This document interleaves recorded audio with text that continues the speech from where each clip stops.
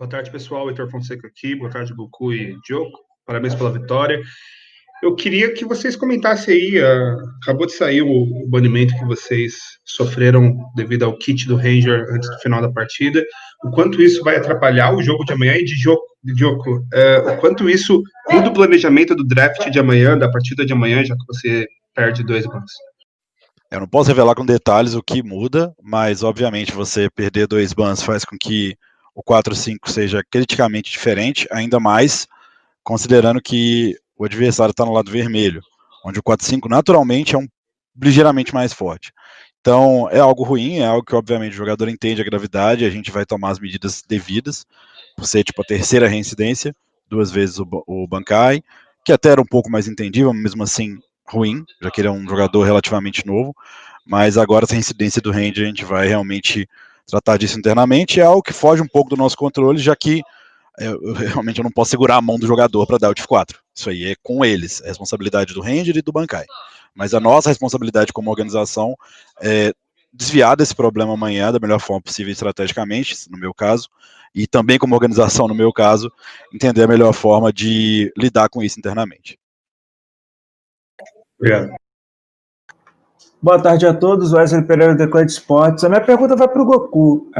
Após essa atuação, eu queria que você contasse como que está o ânimo da equipe e se todos já estão bastante alinhados para o restante da competição. Eu acho que a gente está tentando desenvolver mais opções de estratégia. Então, por exemplo, apesar de a gente ter uma bot lane muito forte, a gente ainda assim pode jogar pro top. Mesmo o Bankai sendo um novato, não tendo muita experiência, eu acho que ele tem muito potencial. E a gente demonstrou isso muito bem nesse jogo, que a gente consegue sim jogar pro top. E acho que ao decorrer do campeonato a gente vai testando mais opções para a gente ter um leque muito grande numa possível MD5 nos playoffs. Obrigado. Boa tarde, pessoal. Gabriel Oliveira do UOL. Minha pergunta vai para o Goku. Eu queria saber como é que foi para você aí disputar esse clássico do futebol dentro do League of Legends. Teve algum clima especial, algum sentimento especial de participar desse jogo? Como é que foi para você? Cara, como eu não sei muito da história, né, dos dois clubes assim em detalhe, eu não senti muito, eu só como pode dizer, o Santos é um time muito forte e que a gente disputa diretamente, né, no topo da tabela, e ganhar deles, e da PEN também, posso botar nesse mesmo conceito, a gente mostra mais a nossa força e o nosso valor.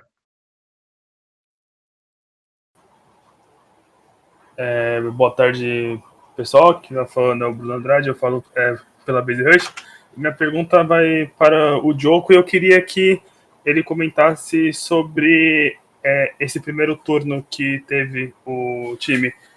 Vocês começaram no 1-0-3, agora estão com 4 vitórias seguidas. O que dá para tirar aí de aprendizado desse primeiro turno?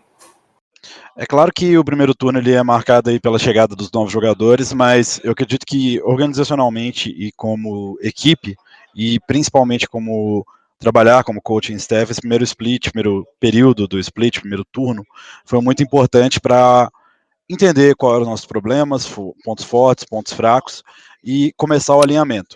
Mas ainda tem bastante coisa para arrumar, como vocês estão ouvindo aí, os meninos estão discutindo ferventemente o jogo. Então, acredito que ainda tem muito para se melhorar. A gente entende onde que a gente pode melhorar, a gente, tanto organizacionalmente como equipe, como até individualmente. E esse primeiro turno ele foi de descobrir o nosso time. A gente está se descobrindo, ainda está rolando essa descoberta, mas a gente conseguiu entender um pouco mais. No segundo, a gente vai aperfeiçoar mais ainda, para que, se tudo der certo, no terceiro turno a gente esteja mais próximo do que é um time preparado para um playoff. Caso a gente consiga, né?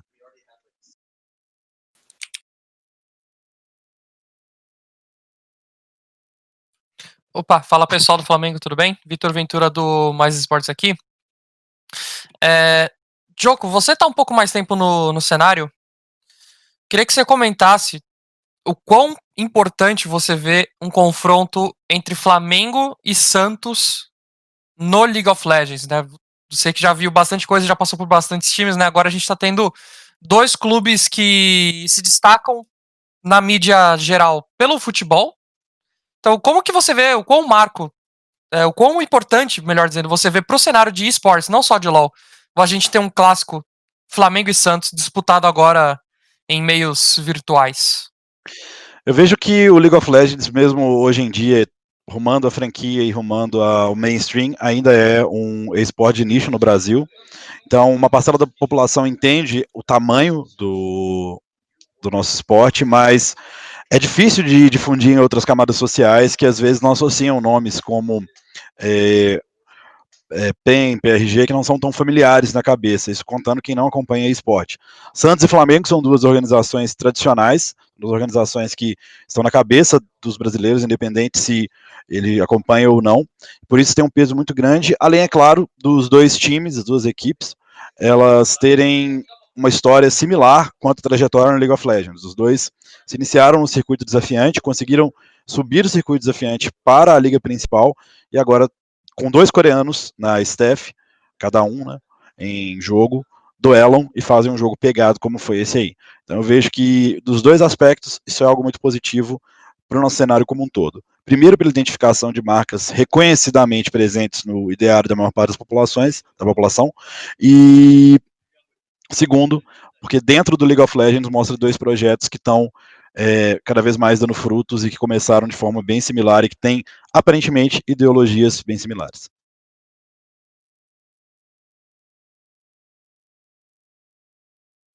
Guerra? Desculpa, eu estou arrumando meu microfone aqui.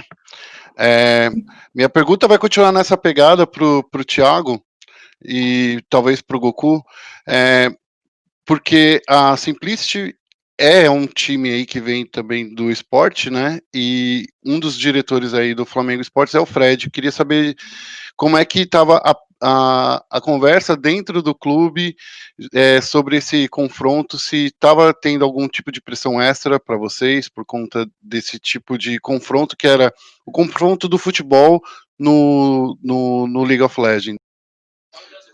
Pelos jogadores, eu acredito que a pressão era muito mais relativa a uma semana difícil, que era uma semana contra dois adversários diretos na parte de cima da tabela, do que necessariamente contra o futebol. Mas sim, em questão de diretoria, e aí eu posso falar das conversas da diretoria, tanto eu como o Fred entendíamos o potencial e a importância desse duelo.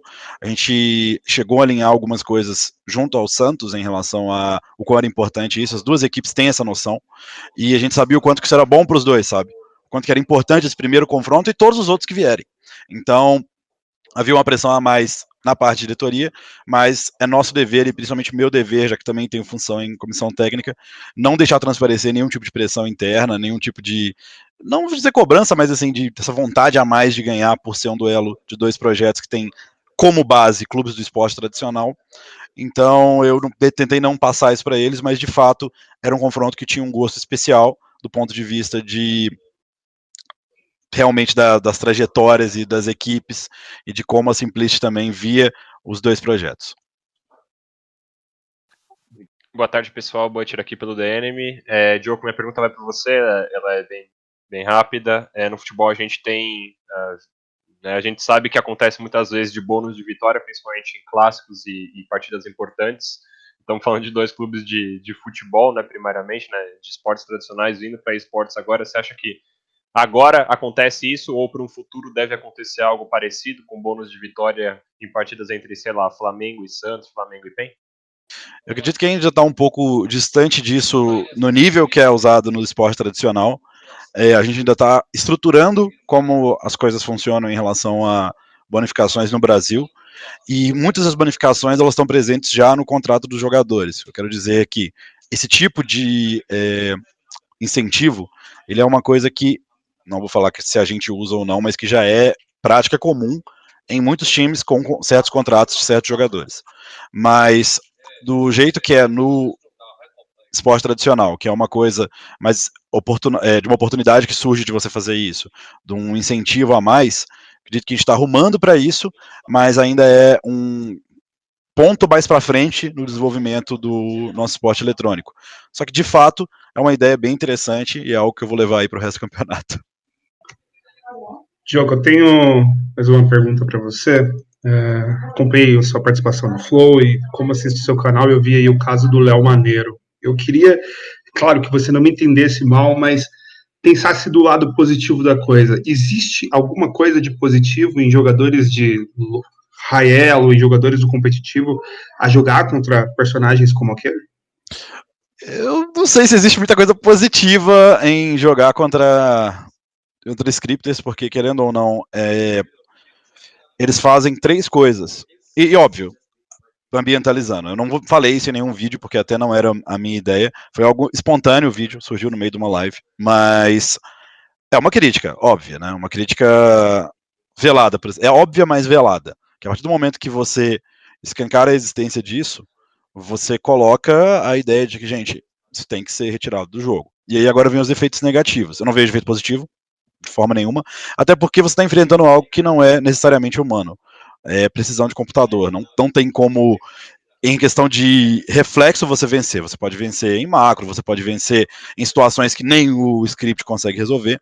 Mas ali a gente tem no vídeo mostrando o uso do script, que desbalanceia a fila ranqueada, já que você tem uma pessoa muito melhor do que deveria. Ela vai ganhar de pessoas que na realidade são melhores que ela, então dificulta o pessoal que está subindo contra ele. E isso, numa linha contínua de tempo, vai com certeza causar algum tipo de desbalanceamento. Segundo, que isso promove, obviamente, algo injusto no jogo, e que é algo que é percebido de uma forma muito ruim pela comunidade. E saber que isso existe no LoL, que é um dos jogos mais interessantes no sentido de ter um anti-cheat, de ter um anti-cheat build-in que normalmente consegue lidar com a maior parte das coisas, é ruim também. E talvez a pior parte é que, para o leigo, perde um pouco da credibilidade, por exemplo. Será que jogadores profissionais não usam isso? Que eu já te respondo aqui. Não usam. A gente consegue visualizar claramente no CBLOL aqui que não tem nenhum jogador usando nada disso. Todas as movimentações são extremamente naturais e a gente joga pelo servidor de torneio. Se alguém fizer isso no servidor de torneio, pode ter certeza que não passa, assim, de verdade. É totalmente um ambiente completamente vigiado no CBLOL. Então eu confio na Riot nesse sentido e eu sei que eles têm mecanismos para prever. Mas perante aos olhos do público é algo que também é complicado. Então eu não consigo ver nada positivo tirando as risadas que eu dei do meu próprio vídeo de que a galera deu. O vídeo foi bom, confesso. Obrigado aí pela explicação, Diogo. Nada. Valeu. Perdi um vídeo, né? Foi bom, cara, foi bom. Não, perdi um vídeo que eu tô falando que esse era um vídeo que eu podia fazer. Mas... com certeza. Ganhou uma resposta. Valeu, obrigado. Obrigada, Goku. Obrigado, gente.